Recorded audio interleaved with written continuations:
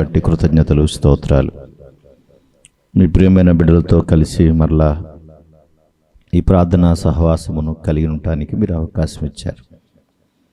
మీ ఎదుట నిబ్బరమైన బుద్ధి కలిగి, పరిశుద్ధత కలిగి, భయము భక్తి కలిగి, మీ కొరకు ఫలించుటలో, బ్రతుకుటలో, ఎల్లప్పుడూ నీతి జీవితాన్ని కలిగి బ్రతుకుటలో మీ సహాయమును మెండుగా మాకు దయచేయండి. మంచి ఆలోచనలు మేము కలిగి మీ చిత్తానుసారముగా మా బ్రతుకు కాలమంతా జీవించగలిగే కృప దయచేయమని, దూరముగా ఉండి నీ మాటలు వింటున్న బిడ్డలను మీ స్వాధీనంలో ఉంచుకుని సహాయము చేయమని ప్రభు అయిన యేసుక్రీస్తు నామమున అడుగుచున్నాము తండ్రి, ఆమేన్. మంచి దేవుని నామానికి మహిమ కలుగును గాక, ఆమేన్. మంచిది, అందరూ బాగున్నారా? రైట్. ఈరోజు ప్రత్యేకించి ప్రార్థనా సహవాస కూడిక గనుక ఒక వాక్య భాగాన్ని మనందరం కలిసి చదువుకుందాం. తిమోతికి రాసిన మొదటి పత్రిక, ఇప్పుడున్న భాగానికి కూడా అది మనకి చాలా అవసరమైంది. 2వ అధ్యాయము మొదటి 2-3 వచనాలు మనం చదువుకుందాం. తిమోతికి రాసిన మొదటి పత్రిక 2వ అధ్యాయము 1-3 వచన భాగాలు చదువుదాం. మనము సంపూర్ణ భక్తియు మాన్యతయు కలిగి నెమ్మదిగాను సుఖముగాను బ్రతుకు నిమిత్తము అన్నిటికంటే మనుషులందరి కొరకును, రాజుల కొరకును, అధికారులందరి కొరకును విజ్ఞాపనలను, ప్రార్థనలను, యాచనలను, కృతజ్ఞతాస్తుతులను చేయవలనని హెచ్చరించుచున్నాను. ఇది మంచిదియు మన రక్షకుడగు దేవుని దృష్టికి అనుకూలమైనదినై ఉన్నది అన్నాడు. అపొస్తలుడైన పౌలు గారు ప్రత్యేకించి తిమోతికి తెలియజేస్తూ, యవన కాలంలో ఉన్నటువంటి ఈ తిమోతిని తనకు మంచి పరిచారకుడుగాను, ఆత్మీయమైనటువంటి మంచి కుమారుడుగాను ఉన్నటువంటి తిమోతికి తనతో పాటు కలుపుకొని మనము అనే విషయాన్ని జ్ఞాపకం చేస్తున్నాడు. మనందరము అని. మనము సంపూర్ణ భక్తితో మాన్యత, మంచిగా మనం బ్రతకాలి అనంటే, నెమ్మదిగా సుఖంగా బ్రతకాలి అనంటే, ప్రత్యేకించి అక్కడ రాయబడినటువంటి మాట మనుషులందరి కొరకు అన్నాడు. అందులోనే రాజులు, అధికారులు, సమస్త మానవాళి వస్తారు. వీరి కొరకు విజ్ఞాపన, ప్రార్థన, యాచన, కృతజ్ఞతాస్తుతి. అంటే ఈ 4 విషయాలు మనకు తెలుసు. అయితే వీరి కొరకు కూడా అవసరమైతే మనం యాచించాలి. మనుషులందరి కొరకు విజ్ఞాపన చేస్తూనే, యాచన అంటే బ్రతిమాలుకోవాలి, ప్రభువుని మనం అడగాలి అనేటువంటి సంగతి. ప్రత్యేకించి మనందరం మన కుటుంబం కొరకు ఎల్లప్పుడూ ప్రార్థన చేస్తాం, ఎప్పుడూ ప్రార్థనతో ఉంటాం. మన కుటుంబంలో ఉన్న వ్యక్తులను మనం ఎప్పుడు ప్రార్థన చేసినా కూడా, నాకు తెలిసి ప్రతి ఒక్కరూ కూడా ప్రార్థన చేసేటప్పుడు కుటుంబంలో ఉన్న వారందరినీ కూడా తప్పనిసరిగా తలుచుకుంటారు.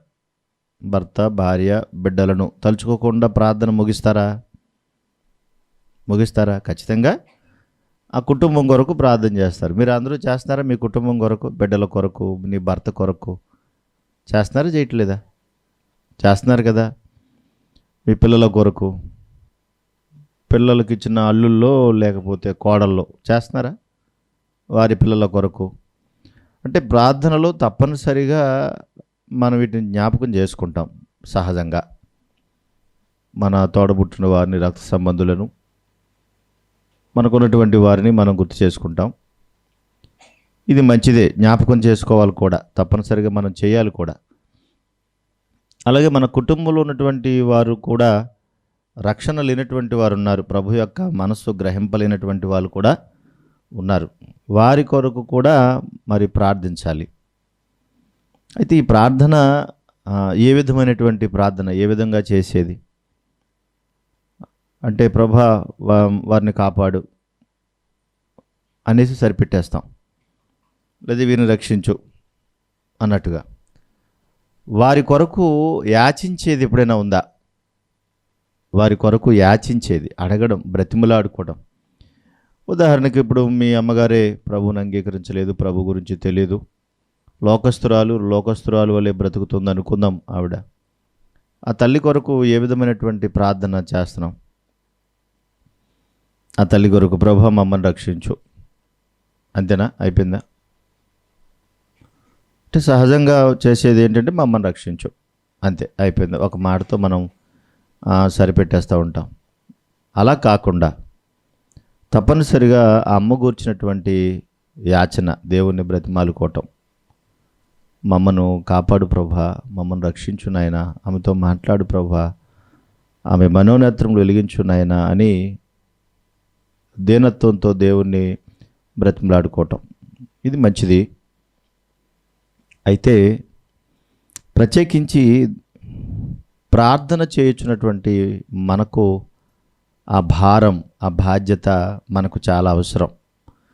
ఒకవేళ మన జీవితాలలో ఇలాంటి పరిస్థితి, ఇలాంటి సంగతి ఒకవేళ లేకపోతే, ఇలాంటి పరిస్థితులు లేకపోతే, మనకున్నటువంటి సంగతుల్లో కూడా మన ప్రార్థన కూడా దేవునికి అంగీకారయోగ్యంగా ఉండదు. ఆ తర్వాత దేవునితో మనం మాట్లాడుతున్నాం, చెబుతున్నామన్న భ్రమలో ఉంటాం, కానీ మనం రక్షించుకోలేం. అలాగే కొన్నిసార్లు ఏమవుతుందంటే నిరాశ పడిపోతూ ఉంటాం. ఇంక ఎంత చెప్పినా వింటలేదు, ఏం చేసినా వింటలేదు, ఇంక వీళ్ళ కొరకు ప్రార్థన చేయడం అనవసరం అనేటువంటి పరిస్థితి కూడా ఉంటుంది. అంటే కుటుంబంలో ఉన్నవారి పట్లే ఒకవేళ ఇలాంటి పరిస్థితి ఉంటే, ఇతరుల పట్ల, మన చుట్టూ ఉన్నటువంటి వారి పట్ల మనకి ఎంతవరకు బాధ్యత ఉంటుంది, ఎంతవరకు మనం అప్పుడు చేయగలుగుతాం? మన ఇంటి చుట్టూరు కూడా చాలామంది ఉన్నారు, మీ ఇంటి చుట్టూరు కూడా చాలామంది ఉన్నారు. అందులో ఎరగినవారు, ఎరిగినవారు, కాస్త లోకానుసారంగా కాస్త ఇబ్బందికరమైనటువంటి పరిస్థితులు ఉన్నటువంటి వారు కూడా ఉన్నారు. మరి అలాంటి వారి కొరకు ఒకవేళ వారు నీకు పూర్తిగా తెలుసుంటే, వాళ్ళ యొక్క ఆలోచనలు, వారి తలంపులు, అంతేకాకుండా వారి కుటుంబస్తులు, వారి కుటుంబంలో ఉన్నటువంటి సభ్యులు నీకు పూర్తిగా తెలుసుంటే, వారి కొరకు కూడా మొరపెట్టేటువంటి పరిస్థితులు ఉన్నాయా? పేరు పేరున వారిని కూడా తలుసుకుని వారిని రక్షించు ప్రభా, వారిని చక్కగా దైవత్వంలో వారు ఎదగాల ప్రభా అనే విషయాలు ఏమన్నా చెప్పగలిగే సందర్భాలు ఉన్నాయా? లేవో, అవి మనము ఆలోచించాలి. ఇక దైవ సంబంధంగా మనుషులందరి కొరకు చేయడం అనేది మన బాధ్యత. చుట్టూ ఉన్నటువంటి సమాజం, చుట్టూ ఉన్నటువంటి మనుషులు, వారి యొక్క తీరుతెనులు, యవనస్తులు, మన ప్రక్కనే ఉన్నటువంటి మన గ్రామస్తులు, వీళ్ళందరూ ఒకవేళ వారు చెడిపోయి, నశించిపోయి రకరకాలుగా వారి జీవితాన్ని వారు కొనసాగిస్తూ ఉంటే, వారు అలాగే నశించిపోతూ ఉంటే, ఒకవేళ ఇంకా మరణానికి కూడా వెళ్ళిపోయి వాళ్ళు చనిపోయే పరిస్థితులకు వెళ్ళిపోతూ ఉంటే, అందులో కొంత భాగం మరి మనలోనే ఉన్నట్టుగా అది అనిపిస్తుంది.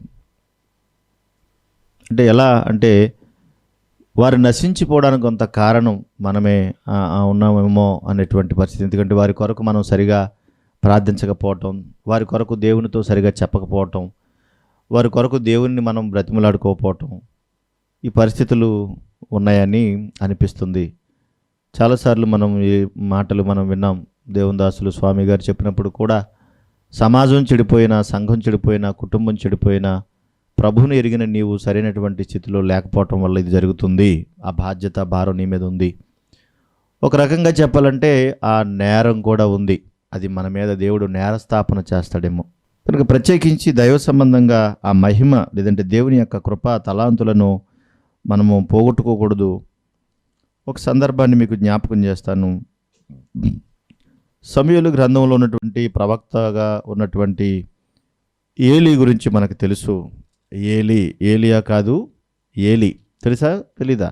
ఈ ఏలీ గారు తన పిల్లల యొక్క సంగతులన్నిటిలోనూ కూడా మరి దైవ సంబంధంగా వారు పెంచకపోవటం, వారు సరైనటువంటి స్థితిలో లేకపోవటం, తన ఇద్దరు కుమారులు దేవునికి విరుద్ధంగా బ్రతకటం, దేవుని మాట వినకపోవటం, ఆ స్థితిలో వారిని దేవుడు ఏం చేశాడంటే ఫిలిష్తీయులకు అప్పగించేశాడు.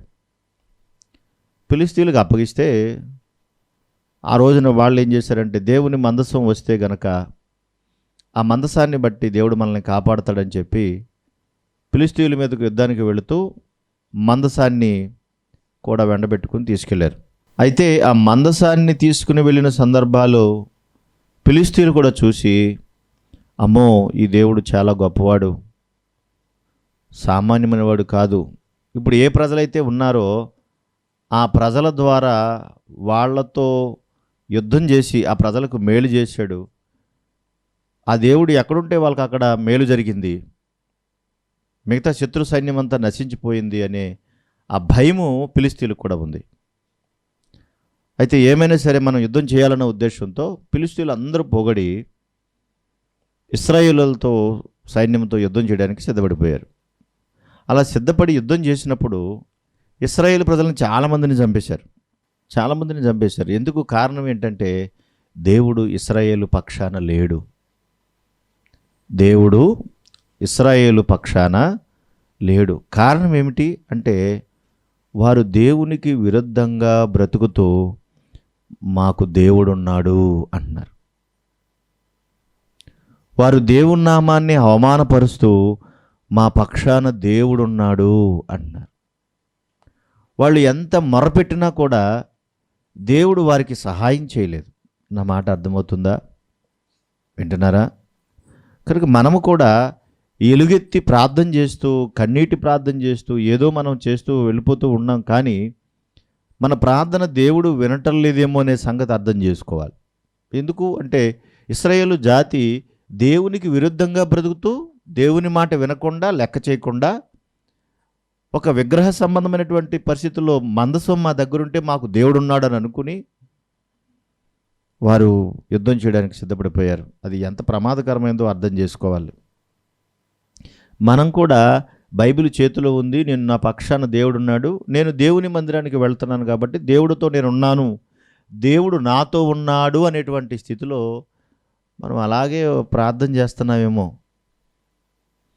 అందుకే మన ప్రార్థన దేవుని సన్నిధికి చేరటం లేదు. మన చుట్టూ ఉన్నటువంటి వారు కానీ, తోడబుట్టినటువంటి వారు కానీ, మన గృహంలో ఉన్నవారు కానీ మారటం లేదేమో. వాళ్ళు ఆ పరిస్థితుల్లో, యుద్ధం చేస్తున్న పరిస్థితుల్లో వాళ్ళు ఓడిపోయారు, చాలామందిని చంపేశారు. ఆ తర్వాత వీళ్ళిద్దరూ కలిసి, ఎవరు యోఫ్ని, ఫీనెహాసులు, వీళ్ళు ఉన్నటువంటి పరిస్థితులు కలిసి వాళ్ళ పట్ల దేవుడు జరిగించిన సంగతిని బట్టి ఆ రోజున మందసాన్ని ఫిలిష్తీయులు పట్టేసుకున్నారు. వీళ్ళను కూడా వాళ్ళు ఆక్రమించారు. మందసం పట్టబడిపోయింది. కొడుకులిద్దరిని కూడా చంపేశారు. ఆ రోజున ఏలీ కుమారులిద్దరిని చంపేశారు ఫిలిష్తీయులు. అంత మారణ కాండ. ఒకప్పుడు ఫిలిష్తీయుల పక్షాన ఉండకుండా వాళ్ళను చంపడానికి సిద్ధపడి ఇశ్రాయేలు పక్షాన ఉండి వాళ్ళతో సహాయం చేసి వాళ్ళతో పోరాటం చేయించిన దేవుడు ఈ రోజున ఫిలిష్తీయుల పక్షానికి ఉన్నట్టుగా అనిపించట్లేదు. అక్కడ శత్రువుల పక్షాన ఉన్నట్టుగా అనిపించట్లేదు. మరి మన పరిస్థితి ఏంటి? మన ఆలోచన ఏంటి? ఒకవేళ ఇది జరుగుతుందేమో అన్నట్టుగా అనిపిస్తుంది అన్నమాట. మనం సరిగా ప్రార్థన చేయట్లేదు. ఒకవేళ గట్టిగా ప్రార్థన చేస్తున్నాము అని అంటే మనం సరైన భక్తి విధానంలో లేకుండా ప్రార్థన చేస్తున్నామేమో మనం. అందుకే మన ప్రార్థన దేవుడు సహాయం చేయట్లేదు, మన పక్షాన దేవుడు నిలబట్టలేదు. ఏదో ఉత్తినే ప్రభా అని శాస్త్రులు పరిశీల వల్లే వెళ్ళిపోతున్నామేమో అనిపిస్తుంది. మన మనస్సు బాగులేదు, మన జీవితము సరిగా లేదు. మనం అందరం బాగానే కనిపిస్తున్నాం, పైకెత్తి బాగానే కనిపిస్తున్నాం, బాగానే చేస్తున్నాం. కానీ ప్రార్థనా జీవితం అంతా కుంటుపడిపోయినట్టుగా ఉంది. చేసేటువంటి పనులన్నీ కూడా ఏదో వ్యర్థంగా అనిపిస్తున్నట్టుగా ఉంది. మరి ప్రియులారా, ఆలోచించాలి. ఆ రోజున ఫిలిష్తీయులు వాళ్ళందరినీ చంపేశారు.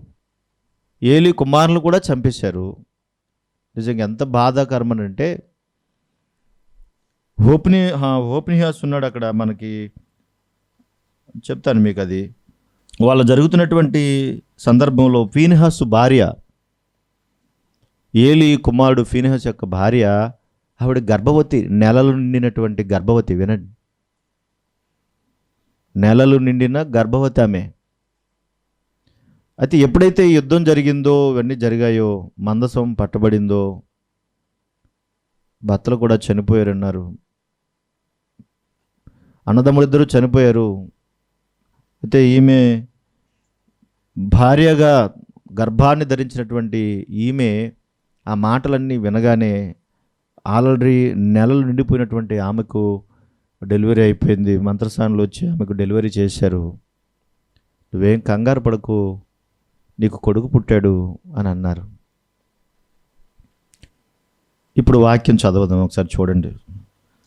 సమూయేలు మొదటి గ్రంథం 4వ అధ్యాయం. సమూయేలు మొదటి గ్రంథము 4వ అధ్యాయము 19వ వచనం చదువుదాం.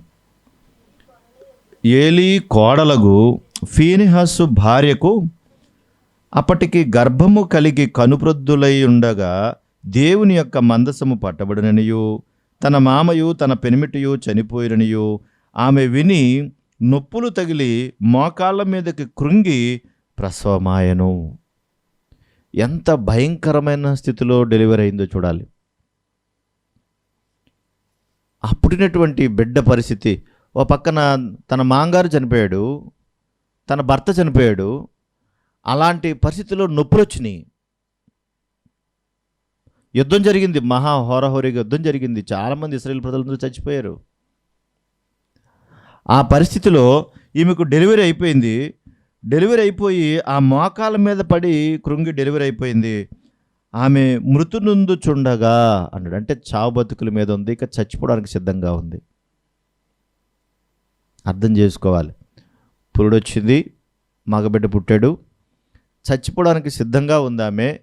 ఆ టైంలో 20వ వచనంలో దగ్గర నిలుచున్న స్త్రీలు ఆమెతో భయపడవద్దు, కుమారుని కంటివనిరి గాని ఆమె ప్రత్యుత్తరం ఇయ్యకయు లక్ష్య పెట్టకయు ఉండినదై. భయపడొద్దు, నీకు కొడుకు పుట్టాడు అంటున్నారు వాళ్ళు. మంత్రస్థానంలో ఏమంటున్నారు?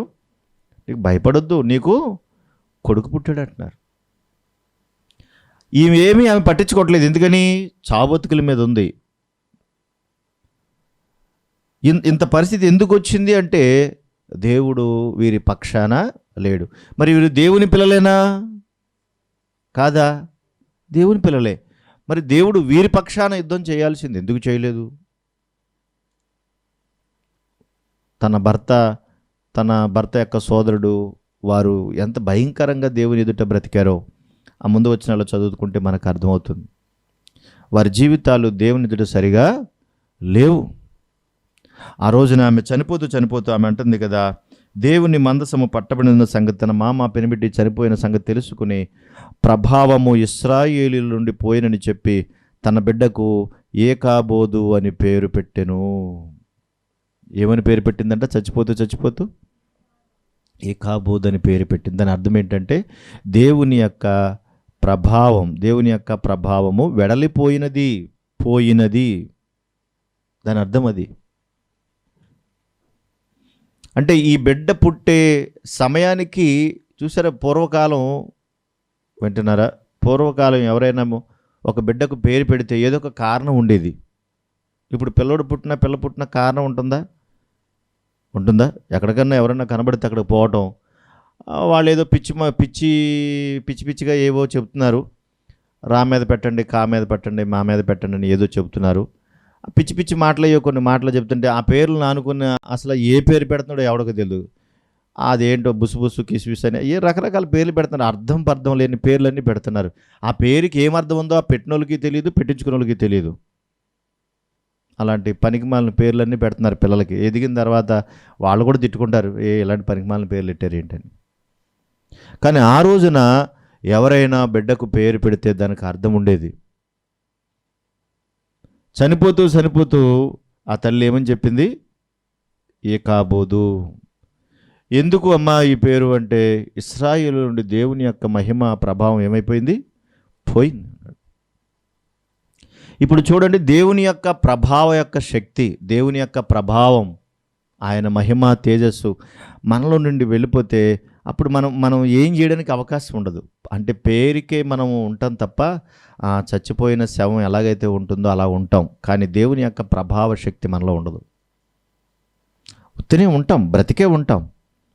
కానీ ఒక శవాన్ని టచ్ చేస్తే కదులు మెదులు లేకుండా ఎట్లా అయితే ఉంటుందో మన జీవితాలు అలా ఉంటాయి. దానివల్ల ఏమన్నా ప్రయోజనం ఉందా చెప్పండి? చచ్చిన శవంలాగా నువ్వు ఉంటే అసలు దేనికి ఉపయోగం ఉంటుందా? దేనికన్నా ఉపయోగం ఉంటుందా? కనుక ఆలోచించాలి. దేవుడు తన కృపచేత మనకు రక్షణ ఇచ్చి శక్తిని అనుగ్రహింపచేసి తన ప్రేమకు పాత్రులుగా చేసి మనల్ని నిలబెట్టాడు. అయితే ఇశ్రాయేలు జాతి ఆ రోజున దేవుని యొక్క మహిమను పోగొట్టుకున్నట్టే మనం కూడా మహిమను పోగొట్టుకునే ఆ పరిస్థితులు ఉన్నాయి. నిజంగా చాలా చిన్నోళ్ళు మనం, చాలా ప్రయాసపడాలి మనం, చాలా కష్టపడాలి మనం. ఎందుకంటే భక్తి జీవితంలో బ్రతకడం అంత తేలికేమీ కాదు. చెడిపోవడం చాలా తేలిక, కానీ మంచి మార్గంలో ప్రయాణిస్తూ దేవుని కొరకు బ్రతకడం అనేది చాలా కష్టమైన పని. ఎందుకు అంటే అది దినదినము చచ్చిపోవడమే. పౌలు గారు అంటాడు, నేను దినదినము చనిపోతున్నాను అని పౌలు గారు అంటున్నాడంటే నిజంగా ఆలోచించాలి. ఆయనకి ఎంత భయానకమైనటువంటి పరిస్థితులు బతుకుతున్నాడు. ఆయన లోకాన్ని చూస్తూ ఏ విషయంలో కూడా ప్రేమించకుండా నేను దినదినము చనిపోతున్నాను అంటున్నాడంటే క్రైస్తవుని యొక్క జీవితం ఎలా ఉంటుంది? దినదినము చనిపోతూ బ్రతకాల్సినటువంటి పరిస్థితి. పిల్లలు అర్థం చేసుకోవాలి.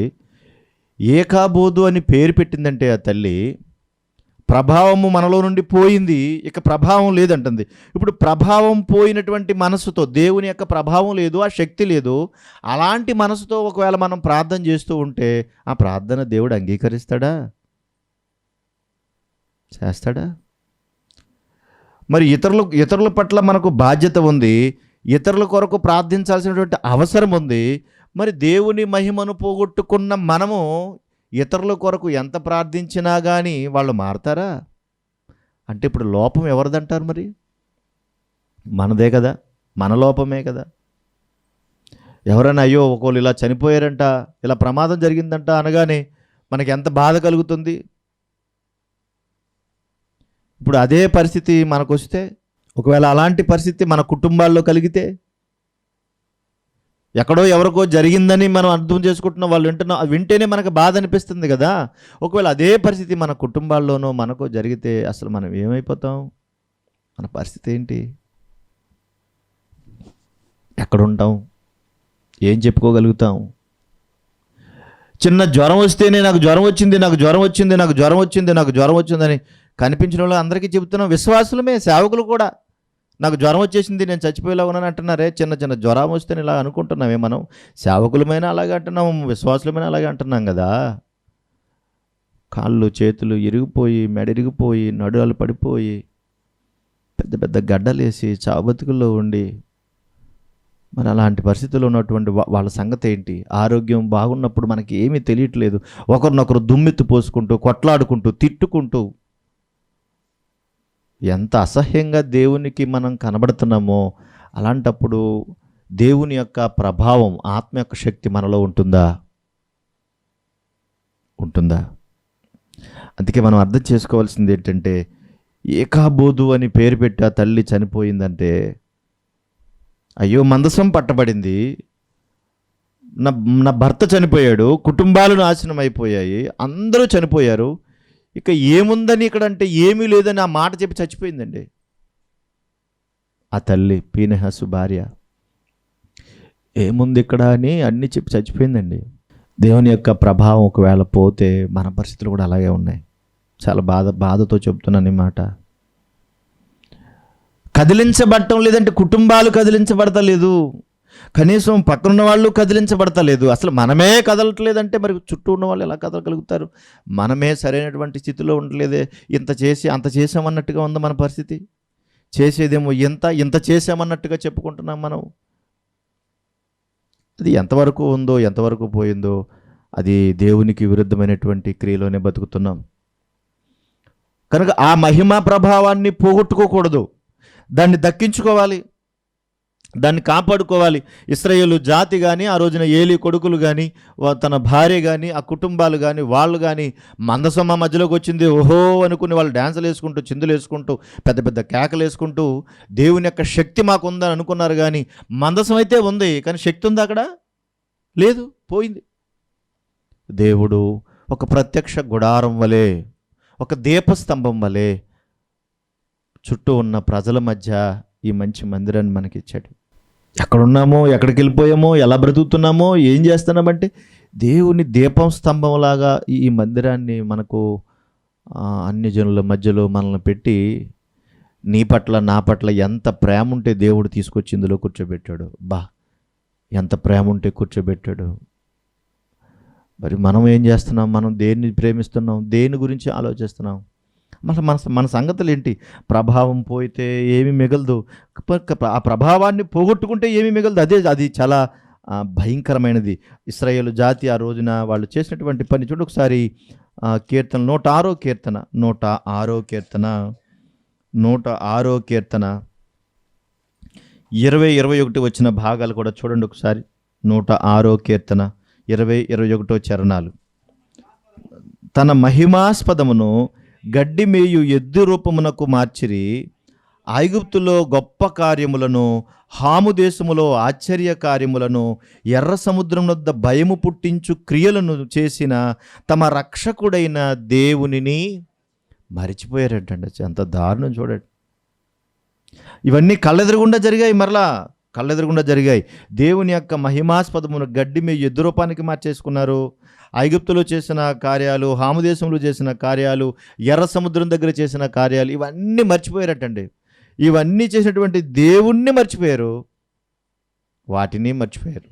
అంటే దేవుణ్ణి మరిచిపోయి ప్రార్థన చేస్తే మీకు అర్థమవుతుందో లేదో, దేవుణ్ణి మరిచిపోయి ప్రార్థన చేస్తే దేవుడు ఆ ప్రార్థన ఆలకిస్తాడా? మరి ఇతరుల కొరకు యాచన చేయండి, ప్రార్థన చేయండి, విజ్ఞాపన చేయండి, ప్రార్థించండి, మొరపెట్టండి అనే మాట రైటే, దేవుడు చెప్పాడు అందరూ చేయమని.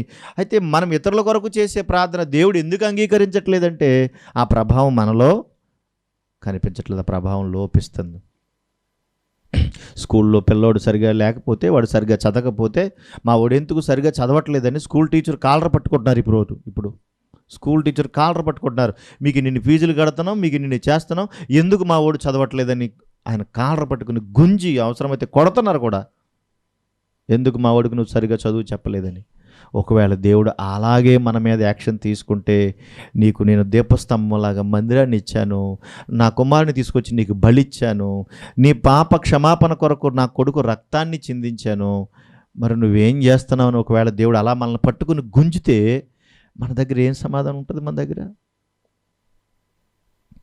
చచ్చిపోయిన సేవల్లో ఉన్నాను ప్రభువా, నేను ఏదో నోటి మాటతో ప్రభువా అంటున్నాను, ప్రభువా ఉత్తినే చెప్తున్నాను నాయన, నేను ఏదో ఉత్తినే అలా అంటున్నాను ప్రభు, ఉత్తినే ప్రభువా అంటున్నాను ప్రభువా, నీ మహిమ నాలో లేదని కనీసం ఆ పశ్చాత్తాపం పడిగే పరిస్థితులన్నా కనబడుతున్నాయా?